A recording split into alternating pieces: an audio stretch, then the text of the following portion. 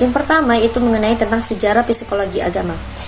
Psikologi agama yaitu lahir sebagai cabang dari ilmu psikologi, yang mana hasil perkembangan ilmu-ilmu sosial pada umumnya dan psikologi pada khususnya, yaitu pada abad ke-19 dan abad ke-20. Sebelum menjadi ilmu yang otonom, psikologi agama merupakan bagian dari psikologi secara umum, dan psikologi merupakan bagian dari ilmu filsafat. Ini menurut Krebs pada tahun 1993. Kemudian, untuk mengetahui secara pasti kapan agama ini diteliti secara psikologi itu memang agak sulit, karena dalam agama itu sendiri telah terdapat di dalamnya pengaruh agama terhadap jiwa. Bahkan dalam kitab-kitab suci setiap agama itu banyak menerangkan tentang proses jiwa atau keadaan jiwa seseorang karena pengaruh agama. Oleh sebab itu, di mana di dalam Al-Quran terdapat ayat-ayat yang menjelaskan atau berbicara tentang kesehatan mental, penyakit, dan gangguan kejiwaan, yang mana serta di kelainan sifat dan sikap yang terjadi karena kegoncangan kejiwaan. Sekaligus dia juga berbicara mengenai tentang bagaimana caranya mengatur dan merawat jiwa. Yahya Jaya dia mengemukakan bahwa psikologi agama dalam arti yang amat sederhana itu adalah jauh sebelum abad ke-20, sejak Nabi Adam, yang mana ia pernah merasa berdosa yang menyebabkan jiwanya gelisah dan hatinya sedih. Kemudian apa yang dilakukan oleh Nabi Adam? Beliau cara untuk menghilangkan rasa gelisah dan sedih tersebut yang dilakukan oleh Nabi Adam yaitu dengan cara bertaubat. Nah, kemudian contoh lain yang dapat kita ambil yaitu adalah kisah Nabi Ibrahim mencari Tuhannya, di mana terdapat bentuk psikologis yang dialami oleh Nabi Ibrahim, yaitu ketika dia mengungkapkan pertanyaan dan kepercayaan bahwa ada kekuatan yang mengendalikan alam semesta ini. Kemudian dapat kita artikan pengertian dari psikologi agama itu sebelum abad ke-19 itu telah ada dalam karya-karya ilmuwan muslim. Dapat kita sebut sebagai contohnya yaitu karya agung yang dapat ditampilkan yaitu Ihya Ulum Al-Din dan Al-Munqidh min Ad-Dahal yang ditulis oleh Abu Hamid Muhammad Al-Ghazali, yang mana ia memuat permasalahan-permasalahan yang berkaitan dengan materi kajian psikologi agama. Meski demikian, itu penelitian secara modern baru dilakukan pada abad ke-19. Nah, yang pertama ada psikologi agama dalam perspektif psikologi. Kalau bicara tentang perspektif psikologi, maka kebanyakan sumber-sumber kajian psikologi agama sebelumnya banyak berada di dunia barat. Kajian tersebut populer sekitar abad ke-19. Sekitar masa itu, ilmu psikologi yang semakin berkembang digunakan sebagai alat untuk kajian agama. Sebelumnya, para ilmuwan psikologi memandang bahwa agama bukanlah sesuatu yang menarik untuk dikaji, apalagi dipelajari dan diteliti. Lebih jauh lagi, bahkan sikap para psikolog pada saat itu tidak peduli dan antipati terhadap agama. Hal ini dikarenakan kuatnya gelombang sekularisasi membuat agama disisihkan dalam kehidupan masyarakat. Tidak ada lembaga manapun yang tertarik dan mau membiayai riset-riset di bidang psikologi agama. Tentu ini sangat menarik perhatian para psikolog yang merasa prihatin dengan kondisi sosial masyarakat pada saat itu.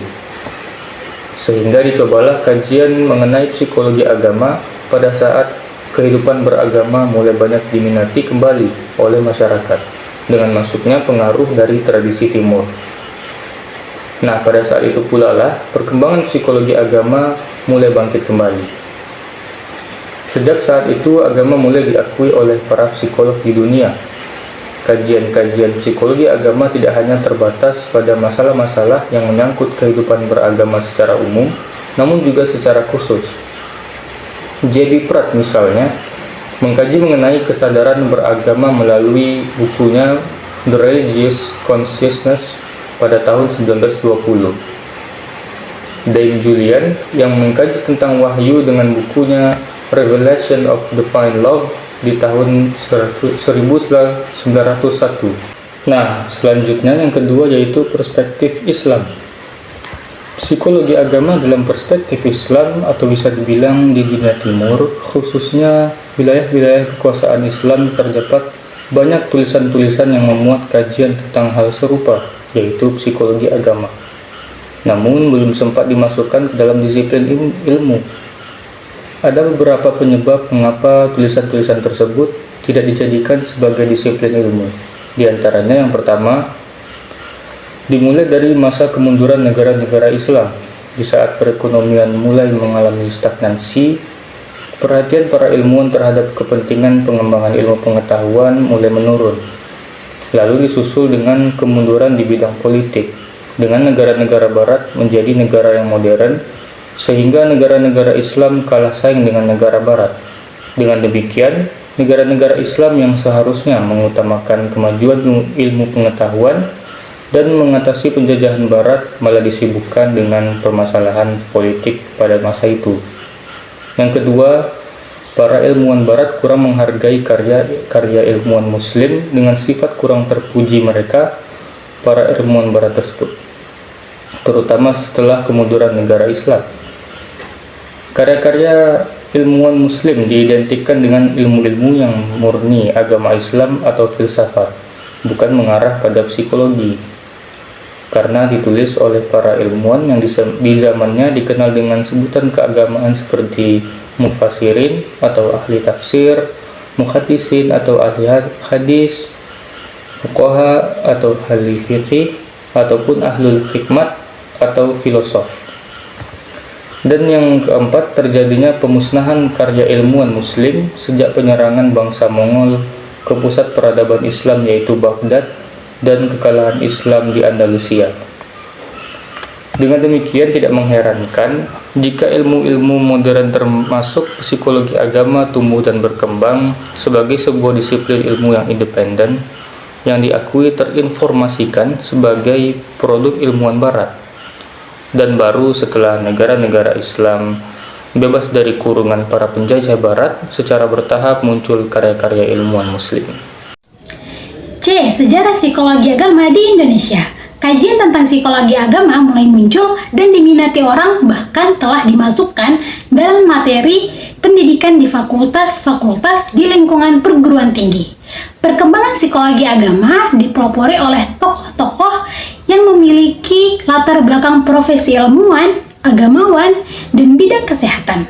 Nah, ada beberapa karya-karya awal yang berkaitan dengan psikologi agama, yaitu yang pertama tentang agama dan kesehatan badan atau jiwa yang ditulis oleh Profesor Dr. Haji Aulia pada tahun 1965. Yang kedua, Islam Psikosomatik yang ditulis oleh Kiai Haji Jami'an pada tahun 1975. Dan yang terakhir, Pengalaman dan Motivasi Beragama yang ditulis oleh Dr. Nici Syukurdister. Sejak psikologi menjadi disiplin ilmu yang berdiri sendiri, perkembangan psikologi agama cukup pesat dibandingkan usianya yang tergolong masih muda. Pesatnya perkembangan psikologi agama ini ditandai dengan terbitnya berbagai karya tulis, baik buku maupun artikel dan jurnal yang memuat kajian tentang bagaimana agama dalam kehidupan manusia.